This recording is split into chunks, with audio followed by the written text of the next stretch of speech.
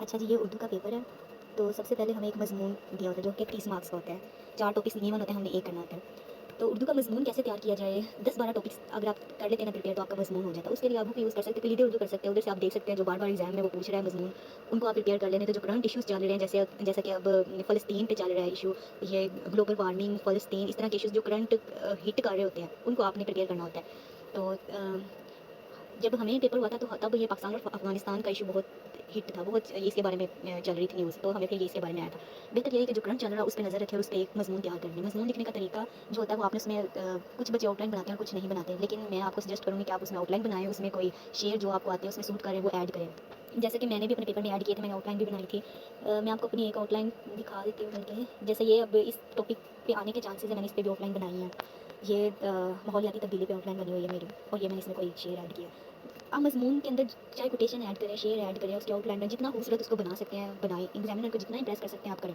तो उसके बाद ये तलहीस आती है, तलहीस निगारी, ठीक है? जैसे इंग्लिश में प्रेसी होती है, इसको हमने अपनी वर्डिंग में इसको शॉर्ट करके लिखना होता है, जैसे मफ़हूम इसका लिखना होता है हमने। तो मफ़हूम लिखने के लिए सबसे पहले आपको इसके पूरे पैराग्राफ की समझ होनी चाहिए कि उस पैराग्राफ में क्या-क्या है। तो आपने इसको शॉर्ट करके लिखना है। लिखने का तरीका जो होता है वो आपका खूबसूरत होना चाहिए, इम्प्रेसिव होना चाहिए।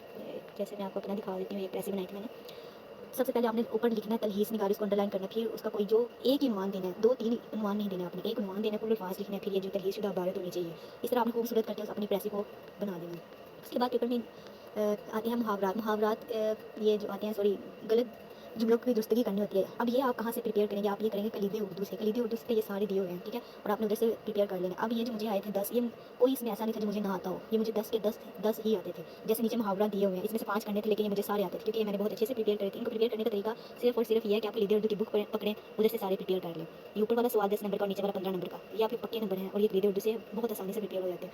दूसरी बात रह जाती है कि ये शेरों की तशरीह आती है। इतने ज़्यादा शेर होते हैं, शायर होते हैं, उनके नाम याद रखना और ये वो सारा कुछ, तो ये बड़ा डिफ़िकल्ट होता है। तो इसका आसान तरीका जो मैंने लगाया था वो यही था, कलीदे उर्दू से मैंने जो उधर शेयर किए हुए हैं, उधर से वो उनका मफ़हूम सिर्फ़ पढ़ा और पोएट्स के नाम पढ़े। उसके अलावा जो मैंने किया था वो था कि जैसे इधर मैं आपको दिखाती हूँ आसान तरीका, जैसा कि मशहूर आपने शायर निकाल लेने, अल्लामा इकबाल, हैदर अली, आतिश मिर्ज़ा, गालिब, जितने भी हैं, 10 नौ निकाल लिए।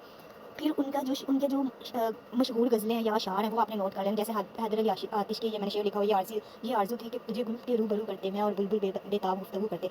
अब उधर जाकर मुझे भूल जाना था ये शेर किसका क्या है, तो मैंने इनकी निशानी रखी हुई थी, जिसके भी आखिर पे आएगा रूबरू करते, गुफ्तगू करते, जुस्तजू करते, तो वो हैदर अली आतिश का होगा। फिर इसकी एक और गज़ल थी, ये नीचे वाली, इसके एंड पे आ रहा था राह में है, राह में है, तो मैंने इसकी निशानी रख ली, जिसके एंड पे राह में आएगा, राह में है, वो हैदर अली आतिश का होगा। इस तरह आप हर एक शायर के 5-6 अशार निकालें, 5-6 गज़लें निकालें, उनके एंड पे जो उनका रदीफ़ और काफ़िया आ रहा है ना, उसको लिख लें, रट्टा मार लें, जिसके एंड पे ये आता होगा तो उसका शेर होगा, जिसके एंड पे ये आता होगा तो उसका शेर होगा।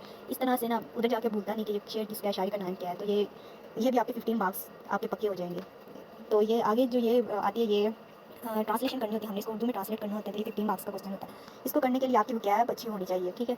तो सबसे पहले इसको आपने 2-3 बार पढ़ना है, इनकी मीनिंग को अंडरलाइन करना है, ऊपर कच्ची पेंसिल से मीनिंग लिखनी है और फिर आपने इसकी उर्दू ट्रांसलेट करना शुरू करनी है। पहले एक रफ पैराग्राफ करना है, फिर उसको नीट करना है, तो ये ट्रांसलेशन करनी है।